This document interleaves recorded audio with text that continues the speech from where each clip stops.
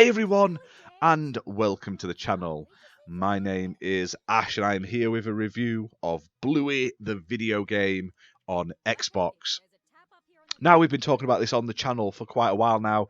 In fact, I did a sort of video basically talking about this game when it got leaked, and it did massive numbers, so big thank you to everyone who checked that out and commented and stuff like that. But the time is finally here. The game has released. Now, this came out on the 17th of November 2023, and that's on Xbox, PlayStation, Nintendo, and PC. Developed by Artax Games and published by Outright Games Limited, who were, as always, fantastic at sending us a free copy of the game to do this video review. So huge thanks to them for that as part of their ambassador program. Now, I will say this. Me and my kids had a lot of fun playing this. We are huge Bluey fans in this house. We've watched all of the seasons, every single episode. Cannot wait for the new, extra long episode that's due next year. Chomping at the bit for more Bluey. And for a game to play with your kids, this game is fantastic. It features the characters, the environments, the heart and soul of the TV show.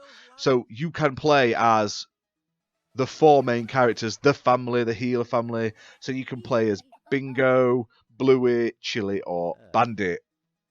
And you don't just play solo, you can play up to 4-player local co-op. Now, the game features the iconic areas from the TV show. So the Healer house, you can go to the beach, you can go to the park and stuff like that. It features the actual voice cast, which is fantastic. All the characters sound absolutely fantastic. It also features the structure and style of the TV show, and it really sort of makes you feel like you're actually playing a selection of episodes from the show, albeit this is a original story, but it does have a little bit of structure like you're playing through an actual couple of episodes. Now, the plot of the game is basically you find a piece of a map that Bandit made as a kid, and it leads to a bit of buried treasure that they buried years and years ago. And it's up to you to find the other pieces of the map to make it complete and then find the treasure. Now, gameplay-wise, it's a very straightforward game. This is aimed at, obviously, younger children. And I go into this review thinking that this game isn't aimed at me, a grown 33-year-old male.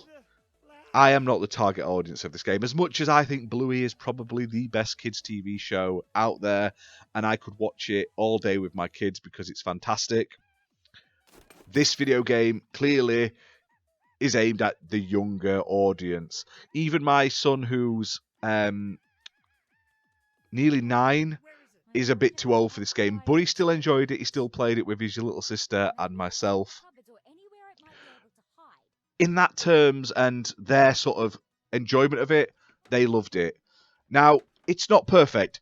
I will say right now, this game is way too short. I'll talk about the negatives at the end, but it is a very short game. But I'll go first into the positives. So the positives, it looks fantastic. It's got 2D character sprites that look exactly like the TV show. It has 3D environments which still look great. They're cell shaded and stuff around the edges. I don't know, the big chunky lines to make them look cartoony in 2D. And it's a game you can pick up and play. There's drop in, drop out co-op. It's great for younger kids. There's no anything that punishes you. There's sort of light platforming sections, light minigame and puzzle sections, but even if you fail at them, it doesn't really matter. You can just retry them, and you never really struggle in it, basically. Now, I do like that the game features a variety of different minigames. Some of them are better than others. There's the floor is lava, there's Keepy Uppy and stuff like that. Once you've played them in the story, you can then play them freely in different areas. So one thing that's cool is going back to an area you've been to and then playing mini games in that area to see how they vary from other areas and stuff like that, which I think is a great little addition. There's also a variety of collectibles to find, which you can do outside of missions. You can revisit different areas and sort of look around, find stickers and like collectible items. There's also a level up system. You get stars for doing things in the game. When you get so many stars, you unlock some new like clothing outfits and stuff like that. Hats, different hats, from like bonnets to chef's hats, stuff like that. So it gives you a reason to interact with the environment, pick things up, turn things on, do things, stuff like that to unlock all the costume pieces. The environment is also very interactable. You can pick things up, move things, all that sort of stuff.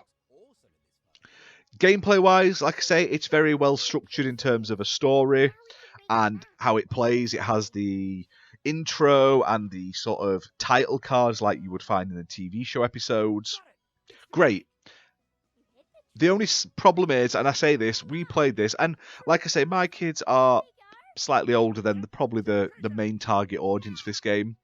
We finished the story mode of the game, like the 4 episodes. You have like 3 where you get the different map pieces, and the 4th one is basically finding the treasure. We had finished that in under an hour, which I know younger kids may take a little bit longer to play through them, but to get through it all in under an hour, I don't think is an adequate amount of content. Now, yes, there's all the collectibles we still have to go and find by going back to all the different environments, and there's the mini games you can play to get all the achievements. But even then, at a push, you're probably looking at under 2.5 hours for an average child player. Will your kids replay it? Absolutely. Will they enjoy it and be super happy anyway? Yes. But just bear in mind, this game is approximately 2 to sort of 3 hours long, depending on your sort of how you play through it. But if you just play it through casually like we did, you can finish the story in an hour. And I don't know if that's a good thing or a bad thing. Obviously, kids have short like attention spans, but even then, I still think that's too little, and they could easily have added a few more episodes to it to sort of pad it out. Now, all in all, like I say, the game isn't bad. I love that you get to freely explore the environments. There's the free roam mode, there's the mini games, there's like competitive mini games in there as well, so you're versing against each other. There's the story, the voice acting, all of that is great. It's fantastic. It's probably one of the best well done tie-in games for a kids' TV show in terms of quality I've ever played. Like, it just really oozes that they've done a good job of it. But there's not much content in here to keep you going for more than a few hours. And kids, if they're playing it on a Switch and they're on the go and every now and again, they may get more out of it than if they're playing it on a console.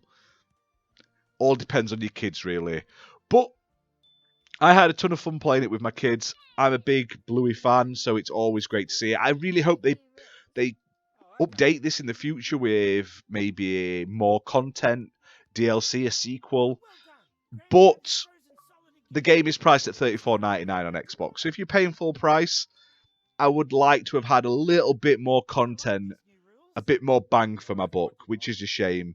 And I don't want to sound like I'm being negative, because like the actual game is great. The stuff you do is great. Everything about it is great. Apart from that, there's just not enough of it on offer here, especially when some of the other OG games have been getting longer in terms of gameplay length over the last few years. This one feels like they've gone back to like Peppa Pig, very short style, bite-sized chunk of an offering. But it's playable on Xbox One and Xbox Series X and S consoles, optimized for Series X and S with 60 FPS and 4K resolution. Like I say, it's single player or up to 4-player local co-op, and you drop in and drop out because, like I say, when you're playing it solo, all the other characters follow you around. You can change who you're playing at any point, really. You just go up to like one of the books you can interact with, and you can change who you're playing as, change your costumes on the fly and stuff like that. And yeah, I recommend playing it. I'd just maybe wait for a sale unless you're a huge Bluey fan or your kids are a huge Bluey fan. And in terms of achievements, it's a very, very simple 1000 gamer score. You can get that 1000G in under 2 hours if you blitz it easily under 3. It's all just about basically finding all the collectibles after doing the story mode.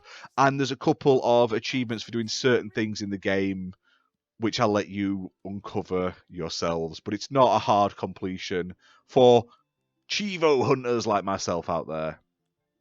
But other than that, guys, this has been our review for Bluey the video game. My daughter gave it 2 thumbs up. She says she absolutely loves it.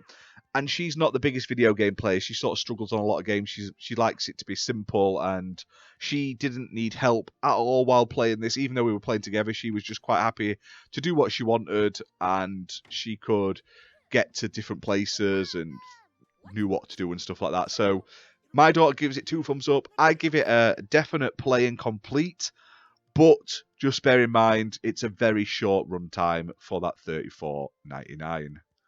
But than that, guys, hit that like button, hit subscribe, and check out our YouTube channel because I have covered almost all of the Outright Games releases on the channel. I'm an Outright Games ambassador. We do a monthly Outright Games fan podcast as well where we talk about a selection of the games. So make sure you check that out if you're into their releases. And also, even if you're not, we cover all genres and platforms with nearly 900 reviews now on the channel. So check it out, and we'll see you soon for more gaming content. Bye for now.